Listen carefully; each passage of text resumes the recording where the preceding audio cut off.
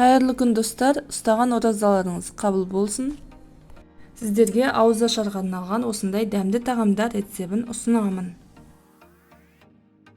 Каналыма жазылып, қоңыраушаны басып қойыңыздар, жаңа видеоларды жіберіп алмаңыздар. Ең алдымен құрмадан жасалатын дәмді трюфельдер дайындаймыз. Бұл конфеттер ПП вариантпен жасалады, яғни құрамында зиянды қоспа, қант болмайды. Барлықтарыңыз жасап көріңіздер, өте дәмді болып шығады. Алдымен құрмамызды жуып, жақсылап ішіндегі сүйегін алып тастаймыз. Блендер чашасына салып, езіп аламыз. Оның үстіне мен 35% сливки, яғни клейги қостым, 33% қоса берсеңіздер болады, және какао қосып, тағы блендермен еземіз. Клейгидің орнына үй қаймағын қоссаңыздар да болады.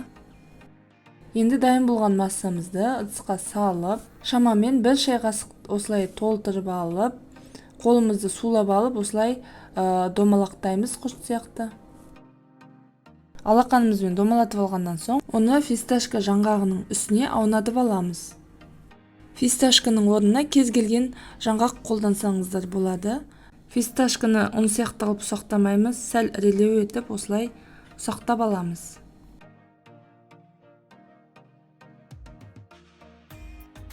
Осылай алақанымызбен құрт сияқты домалатып, жаңғаққа аунатып шығамыз бәрін.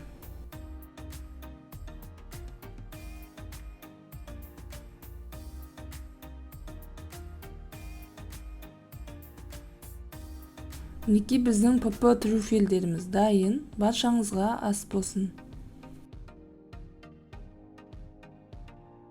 Енді біз сытный салат, яғни тойымды салат дайындаймыз. Бұл салаттың ерекшелігі айсберг жапырағына осылай салатты саламыз. Бұл салат өте тойымды, барлықтарыңыз жасап көріңіздер. Алдымен картофель пай дайындаймыз.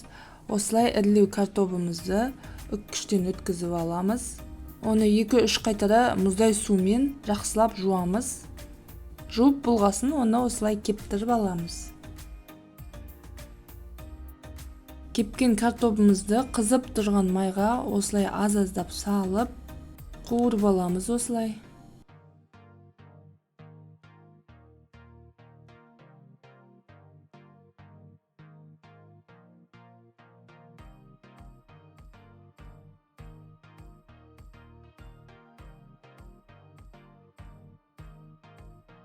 Енді салатқа қосатын соус дайындаймыз. Жұмыртқаның сарысына тұз, бұрыш қосып, оның үстіне 25% қаймақ немесе майонез қосамыз.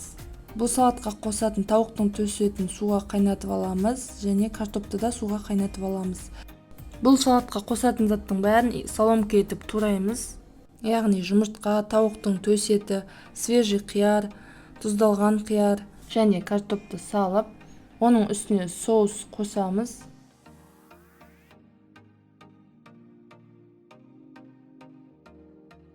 Массаны басып алмай, осылай араластырамыз. Құрамына мен жасыл пияз қостым, кез келген өздеріңізге ұнаған зелень қоссаңыздар болады.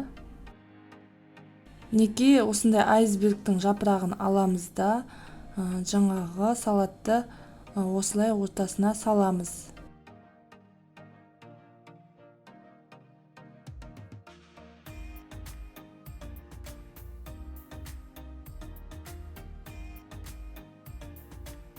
Салаттың жоғарғы жағына бағанағы қуырған картофель пайымызды осылай қоямыз. Бетін бөдене жұмыртқасымен әсемдеп шығамыз. Мінекей тойымды салат дайын болды. Ас болсын достар. Ал енді шашлык самса дайындаймыз.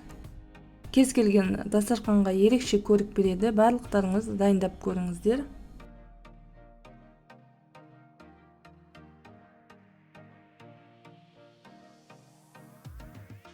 Ең алдымен сүттің үстіне ерітілген сары май, тұз бен қопсытқышты қосып, жақсылап араластырамыз.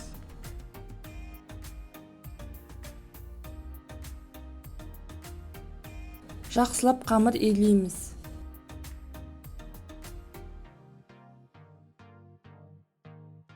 Илеп болған қамырды қақпағын жауып, тоңазытқышқа жарты сағатқа қойып аламыз. Жарты сағаттан соң қамырды 45-50 граммнан бөліп аламыз. Бөліп алған әр қамырымызды домалақтап, осылай пакетке салып қоямыз, қатып қалмау керек.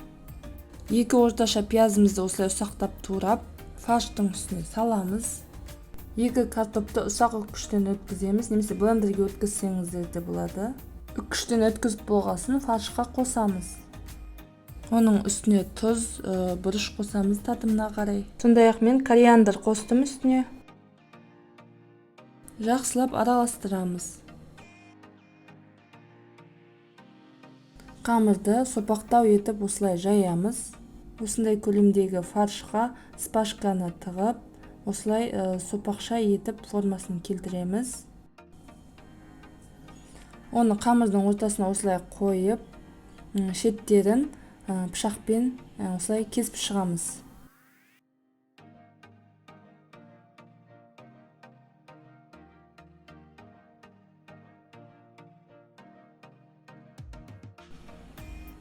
Енді оны шаш өргендегідей етіп, видеодағыдай жасап шығамыз.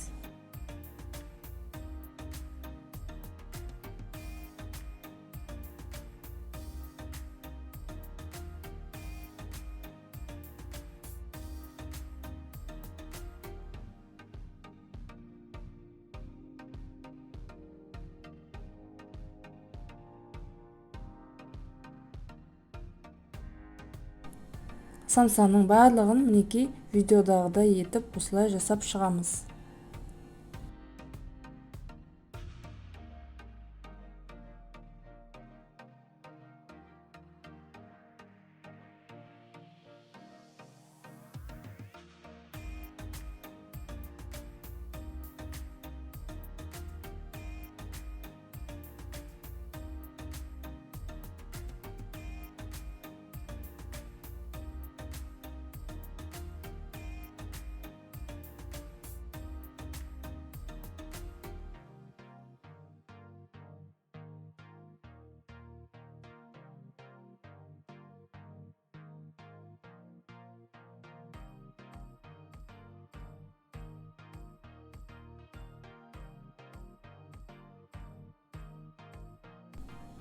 Самсаны пешке жібермес бұрын жұмыртқаның сарысын бетіне жағып шығамыз. Бетіне мен қуырылған күнжіт пен қара зеренің дәнін сеуіп шықтым. 180 градус қызып тұрған пеште 30-35 минуттай пісіріп аламыз. Мінекей біздің самсамыз дайын. Баршаңызға ас болсын. Енді қиярдан тіске басар дайындаймыз.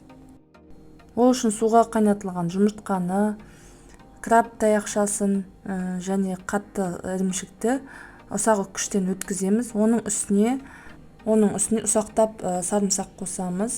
Тұз, бұрыш, майонез немесе 25% қаймақ қосып,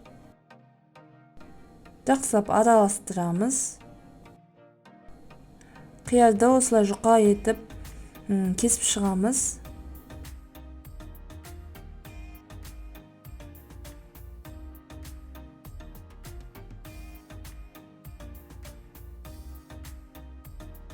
Қиярдың бетіне салмамызды осылай саламыз.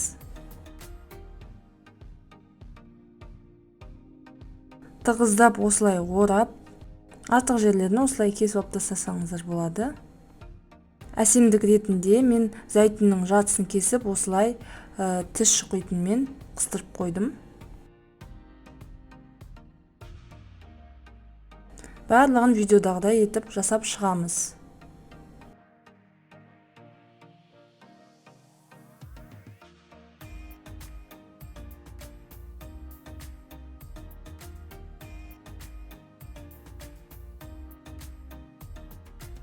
Мінекей қиярдан тіске басарымыз біздің дайын. Ал енді жеміс-жидек шайын дайындаймыз. Бұл шайға мен көк шай қостым, қара шай қоссаңыздар да болады.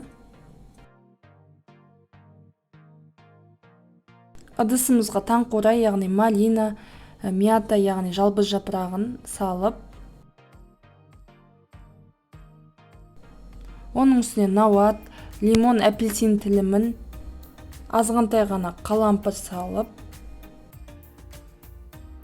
оның үстіне көк шай қосамыз. Қайнап тұрған ыстық су құйып, қақпағын жауып 10-15 минутқа тұндырып қойып қоямыз.